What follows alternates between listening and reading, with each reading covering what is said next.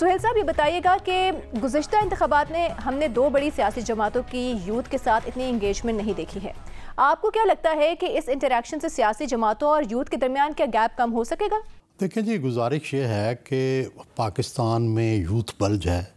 18 سال سے لے کے جو 35 سال تک کے لوگ ہیں وہ تناسب میں آبادی کا بڑا حصہ بن چکے ہیں. لیکن بدقسمتی سے ہماری جو دو بڑی پارٹیاں ہیں اسٹیبلش، یعنی نون لیگ اور پیپلز پارٹی، انہوں نے اس کی طرف توجہ نہیں دی اور یوتھ کو اپنی طرف اٹریکٹ کرنے کی کوشش نہیں کی.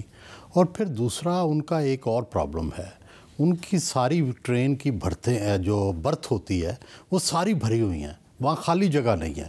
اسی لیے جو یوتھ تھی وہ اٹریکٹ ہوئی عمران خان کی طرف، پی ٹی آئی کی طرف، کیونکہ ساری برتھیں خالی تھیں تو وہ بھاگ کے ان ٹرین کی سیٹوں پر بیٹھ گئے. تو سوال یہ ہے کہ پاکستان جیسے ملک میں جہاں پہ کہ یوتھ بلج ہو، وہاں پہ سیاسی پارٹیوں کو بڑی اسپیشل اسٹریٹجی ڈیوائز کرنی چاہیے. ہم نے دیکھا ہے کہ اس دفعہ بھی نون نے اور پیپلز پارٹی نے جو ٹکٹیں دی ہیں اس میں یہ چیز مد نظر نہیں رکھی کہ ہم نے یوتھ کو بہت زیادہ لانا ہے. انہوں نے پھر وہی پرانے چہرے، آزمودہ چہرے جو ہیں وہی لائے ہیں. تو اس سے جو یوتھ ہے وہ انکریج نہیں ہو رہی. دوسری طرف پی ٹی آئی میں یہ ہے کہ چونکہ اس وقت وہ کئی پابندیوں کا شکار ہے تو ان کو کئی نوجوان وکلاء سامنے لانے پڑے ہیں، نئے چہرے لانے پڑے ہیں. تو یوتھ کے حوالے سے ڈیفینیٹلی پی ٹی آئی جو ہے اس کی پالیسیاں بہتر رہی ہیں اور اس نے یوتھ کو زیادہ اٹریکٹ کیا ہے. ضرورت اس بات کی ہے کہ ساری سیاسی پارٹیاں یوتھ کو اٹریکٹ کرنے کے لیے اسپیشل پالیسیاں بنائیں تاکہ جو پاکستان کی یوتھ ہے وہ کسی اور طرف گمراہ نہ ہو، وہ بھی سیاسی عمل کے اندر شریک ہو. ٹھیک. اچھا، انہیں 93 کی اگر بات کی جائے تو کل ہم نے فیصل آباد ڈویژن کا آغاز کیا تھا اور 4 مختلف حلقوں کا تفصیلی طور پر جائزہ لیا تھا. آج بھی ہم فیصل آباد ڈویژن کے ہی مزید اہم حلقوں پر بات کریں گے. تو سہیل صاحب یہ بتائے گا کہ چنیوٹ میں کون سا اہم انتخابی مقابلہ ہونے جا رہا ہے، آپ کیا کہیں گے اس بارے میں؟ جی، یہ چنیوٹ میں یہ نیا ضلع بنا ہے تو یہ NA93 چنیوٹ کا حلقہ ہے. یہاں اس دفعہ غلام بی بی بھروانہ جو ہیں وہ آزاد امیدوار کی حیثیت سے حصہ لے رہی ہیں. پہلے انہوں نے جھنگ سے الیکشن وہ لڑتی رہی ہیں اور ان کا بھی ایک پوری ہسٹری ہے غلام بی بی بھروانہ صاحبہ کی کہ ان کے جو نانا تھے غلام حیدر بھروانہ وہ بھی کئی دفعہ رکن قومی اسمبلی منتخب ہوئے اور 1970 میں جب ایک ہوا چل رہی تھی پیپلز پارٹی کی تب بھی وہ MNA منتخب ہوئے تھے. لیکن اس وقت JUP کی سیٹ پہ، جمعیت علماء پاکستان کی سیٹ پر وہ MNA منتخب ہو گئے تھے. اور ان کے بعد ان کی وائف جو ہیں، ان کی جو بیٹی ہیں سلیم بی بی بھروانہ، وہ بھی غلام بی بی بھروانہ کے نیچے MPA 2 دفعہ منتخب ہو چکی ہیں. تو پہلے نانا، پھر ان کی بیٹی، پھر اب ان کی نواسی جو ہیں وہ ان کا رول جھنگ کی سیاست میں اور چنیوٹ کی سیاست میں بہت رہا ہے. اور غلام بی بی بھروانہ کو ایڈوانٹیج یہ ہے کہ وہ پیر صاحب سیال شریف اور سلطان باہو شریف یہ دونوں سے سپورٹ لیتی ہیں اور دونوں سے ان کے بڑے کلوز کانٹیکٹ ہیں. تو اس کی وجہ سے انہیں ایڈوانٹیج ہوتا ہے. یہاں پر ویسے تو Ghulam Bibi Bharwana P T I سے ہی منسلک رہیں، لیکن پی ٹی آئی نے انہیں ٹکٹ نہیں دیا. پی ٹی آئی نے یہاں پہ جو ہے وہ غلام محمد لالی صاحب کو ٹکٹ دیا، وہ بھی یہاں سے منتخب ہوتے رہے ہیں. لیکن اب وہ آزاد حیثیت سے الیکشن لڑیں گے کیونکہ پی ٹی آئی کو سمبل نہیں ملا. یہاں سے سید رضا بخاری صاحب جو ہیں ان کو مسلم لیگ نون نے ٹکٹ دیا ہے. اور یہ وہ بخاری فیملی کے نہیں ہیں جو روایتی طور پر جنگ کی بخاری فیملی مشہور ہے جو پہلے رول ادا کرتی رہی ہے سیاست میں. فیصل حیات صاحب کے کزن ہیں. تو یہاں پہ جماعت اسلامی بھی حصہ لے رہی ہے، سید ذوالفقار شاہ صاحب اس کے طرف سے ہیں اور علامہ سرفراز چدر صاحب تحریک لبیک سے. تحریک لبیک بھی پنجاب میں میرا خیال ہے اور باقی ملک میں بھی سب سے زیادہ امیدوار اس کے کھڑے ہیں. لیکن وہ کتنا ووٹ لے سکیں گے، کیا کسی حلقے سے جیت سکیں گے یا نہیں، کیا علامہ خادم رضوی جیسا جوش و جذبہ اب بھی موجود ہے، یہ ساری دیکھنے کی باتیں ہیں. لیکن ان کے جلسے جلوس بڑے اچھے جو ہیں وہ جا رہے ہیں.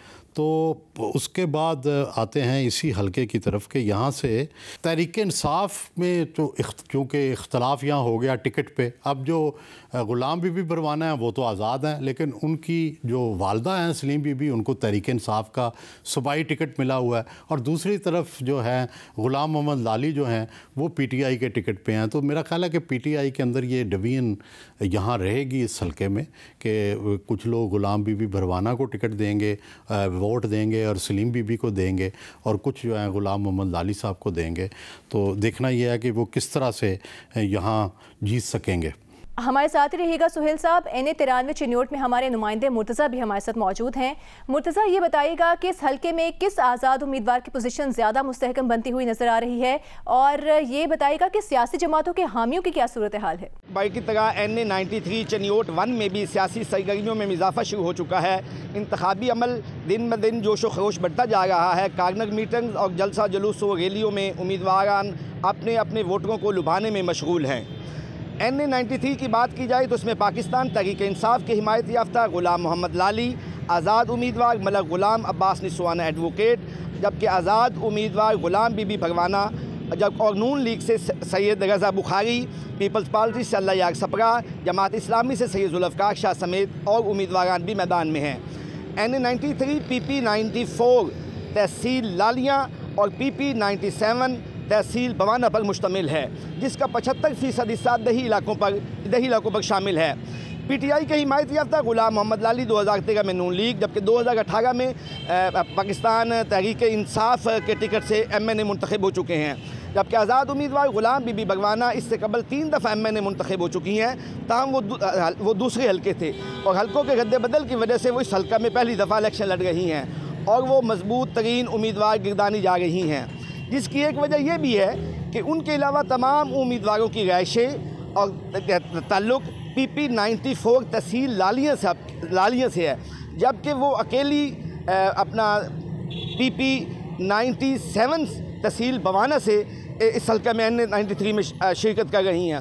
تو اس کی وجہ سے ان کو PP97 سے اکثریتی ووٹ ملنے کا توقع کی جا رہی ہے، جبکہ وہ PP94 سے بھی اپنا حصہ وصول کریں گی، جبکہ بقیہ امیدوار اکثریت PP94 سے اپنا حصہ لیں گے اور PP97 کے علاقوں سے بھی کچھ لیں گے۔ اگر اب گراؤنڈ ریئلٹی کی بات کی جائے اور بظاہر دیکھا جائے تو اس وقت مقابلہ غلام محمد لالی، غلام بی بی بھروانہ، ملک غلام عباس نسوانہ، جبکہ سید رضا بخاری جو نون لیگ کے امیدوار ہیں ان میں دیکھنے میں آ رہا ہے۔ جی بہت شکریہ آپ کا مرتضیٰ، آپ ہمیں اپڈیٹ کر رہے تھے۔ اب ذرا NA105 کی بات کرتے ہیں۔ سہیل صاحب، یہ بتائیے گا آپ کیا دیکھ رہے ہیں، فیصل آباد ڈویژن کے ضلع ٹوبہ ٹیک سنگھ میں کون سا دلچسپ انتخابی ٹاکرا متوقع ہے؟ دیکھیں، یہ ہے جی NA105 گوجرا ٹوبہ ٹیک سنگھ۔ یہ کسی زمانے میں اگر ماضی میں چلے جائیں تو یہاں M حمزہ صاحب جو تھے وہ اس حلقے سے الیکشن لڑتے تھے، درویش صف تھے، سائیکل پہ سفر کرتے تھے، بڑی ان کی عزت تھی۔ نوابزادہ نصر اللہ خان صاحب کے ساتھ رہے بہت عرصہ، محترمہ فاطمہ جناح صاحبہ کے ساتھ رہے، تو ان کی بڑی رسپیکٹ تھی ان کی آنیسٹی کی وجہ سے۔ لیکن پھر یہاں پر جو ہے وہاں پر چونکہ جاٹ برادری جو ہے وہ بھی موجود ہے، حمزہ صاحب کا تعلق رائیں برادری سے تھا، تو پھر اگلی سیاست جو تبدیل ہوئی اس میں وڑائچ فیملی جو ہیں اس کا رول آ گیا۔ یہ وڑائچ فیملی وہی مشہور ہے جو اصغر وڑائچ صاحب تھے، جو خود بھی MPA رہے، لیکن ان کا بندیشہ جٹ خاندان الیاس جٹ صاحب سے بڑی شدید دشمنی تھی، اور اس میں کئی لوگ جو ہے وہ قتل ہوئے۔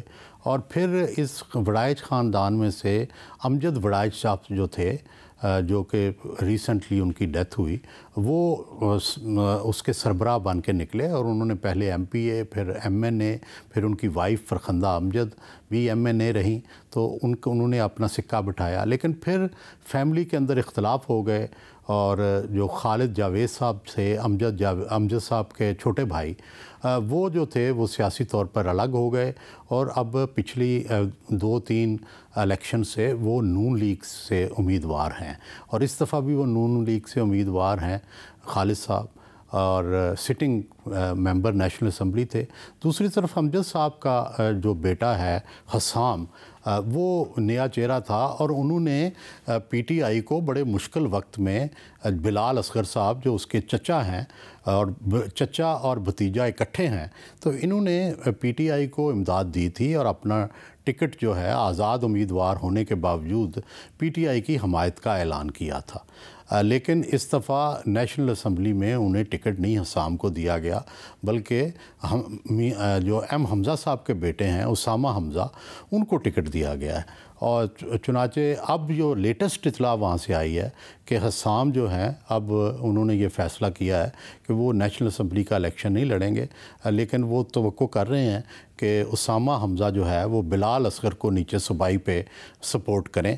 تو اس طرح سے ایک طرف خالد جاوید صاحب ہیں اسی فیملی کے, اور دوسری طرف جو ہیں حسام اور بلال اصغر صاحب ہیں, اور دونوں الگ الگ گروپوں میں ہیں. ایک نون کو سپورٹ کر رہے ہیں, دوسرے جو ہے اب انہوں نے فیصلہ کیا ہے کہ وہ پی ٹی آئی کو سپورٹ کریں گے.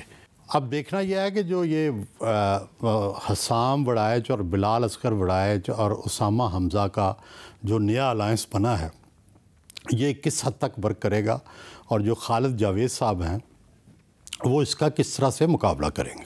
سہیل صاحب ہمارے ساتھ ہی موجود رہے گا. یہاں پر شامل کرتے ہیں ہم ٹوبہ ٹیک سنگھ میں ہمارے نمائندے ہیں ثاقب محمود کو.